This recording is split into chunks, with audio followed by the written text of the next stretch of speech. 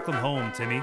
You must be exhausted from a long day of playing varsity sports or volunteering at your local youth center. Why don't you unwind a bit by playing the Nintendo Wii? Now, Tommy, don't tell me you haven't heard of the Wii. Well, now, don't worry. I won't just tell you about the Wii. I'm gonna make it fun. Our first step is to get you one. Now, it must be around here somewhere. Ah, here we go. Now you're just about ready to start. Just pick up the remote distance controlling device. No, not that one, Nathaniel. The white one. No! Put on the strap! Put it on! Right this instant! Put it on! Is it tightened up? Nice and snug? Don't make me come down there. There we go. Now you're ready to play the Wii. Just hit the power button, and off we go.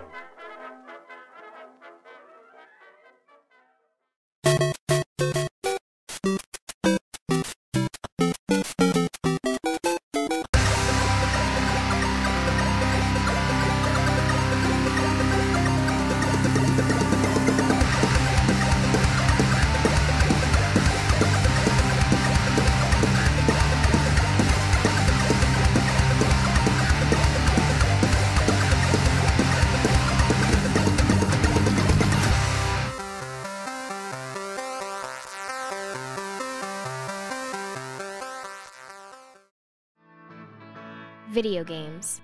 From their inauspicious beginnings all the way up to their rousing success on home consoles, they have garnered equal amounts of praise and scorn. Those who argue against the merits of games say that they cause violence, sedentary lifestyles, and a lack of ambition. Despite these claims, the video game industry is a sales juggernaut. In 2008, over 100 million game systems were sold worldwide. A report issued by the NPD Group in May 2009 revealed that gaming has recently surpassed moviegoing in popularity. The standout system in this sales explosion was the Nintendo Wii. Since its release in the winter of 2006, the Nintendo Wii has sold nearly 50 million units worldwide, and it shows no signs of stopping. Because of their massive sales and cultural ubiquity, games are creeping into many aspects of modern life. Moreover, they're finding their way into the place you'd least expect: hospitals. This turn of events raises an important question. What if games could actually be good for you? This story takes place in Cincinnati, Ohio, where many hospitals are adopting the Wii for use in their physical rehabilitation programs.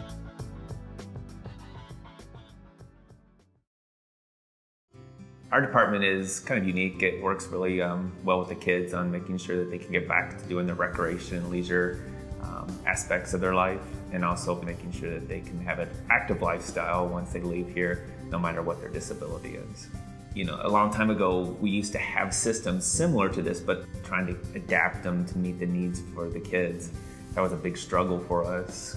The equipment that we could utilize was so expensive. You're talking thousands of dollars to adapt the equipment for a particular diagnosis. They would spend thousands of dollars on this piece of equipment, and sometimes they would just collect us because it just wasn't meeting their needs. HealthWorks is predominantly a weight management center, so we address kids' weight and BMI. We've been here for 10 years, so it's kind of blossomed here in the last 3 or 4 years with the increase in childhood obesity. But we plan on, I would hope to get a Wii, possibly some dance mats and stuff like that to try to get the kids. That would definitely be all about that. And it would help them get involved and have more fun. And you're not going to stop them from playing video games at home, so this would be a way we could channel that typically sedentary time into physically active time at home. As more hospitals adopt the Wii, the idea of exergaming is becoming mainstream. In the future, the systems will become more affordable.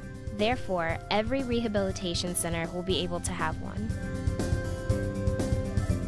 4 Tower here at Mercy Fairfield addresses the health needs of a surgical population.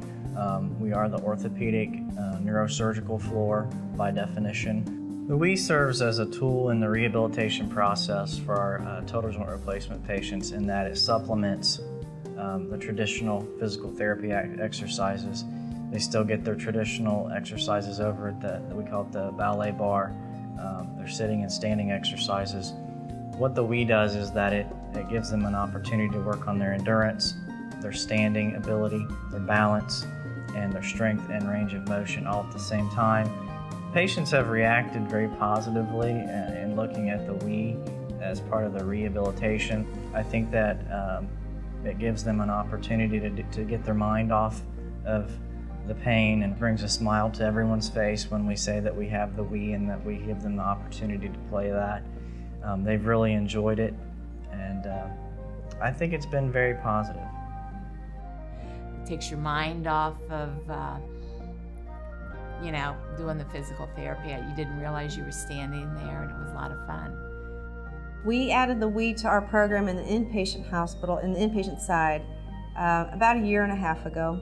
The Wii is a voluntary. If they want to play, they can. We have other activities that they can try also. But I think a lot of people like to do that because it's easy and it's fun, and it brings some excitement to their visit while they're here. When we use the Wii in the inpatient, we're at the very beginning of their healing phase, where we can use it mainly for endurance and balance. It increases their endurance by just getting them out of bed every day, like they would do prior to surgery. They would get out of bed every day and be on their feet. I think the Wii is a great resource for any rehab facility, especially if patients, you know, they're not as active as they were in the past, and if they played golf, tennis, or bowling, it's fun for them to get back into it and get more out of exercise if you enjoy what you're doing, and they definitely enjoy it more. It's a great activity. It gets people involved. It's good for social activities. I think one of the things people don't realize about the Wii is that it's actually versatile in terms of our treatment and how we can use it with the patient. You do not have to be standing to bowl or to play golf. If someone has a low endurance, you can have them stand for maybe 2 frames if they're bowling. Maybe they can stand for 5 frames next time. We use the Wii when it's appropriate for the right patient. It's something we try to incorporate as often as we can because it's something that's more fun for the patient to work on rather than just the traditional exercises. It's got a good social aspect to it. Most people that play it tend to always remember their high score, so you know they'll sometimes ask others that are playing what their high score is, kind of bragging a little bit. Some people, cognitively, it's hard to get the coordination of the trigger. Once they get it though, if the patient understands and picks it up, once they get it, they run with it. We do have one that comes down and enjoys bowling on a regular basis. We can't get her doing anything else. Darlene, yeah, she's a trip. And that's exercise for her to walk down by herself too. Things that we take for granted as younger adults, you know.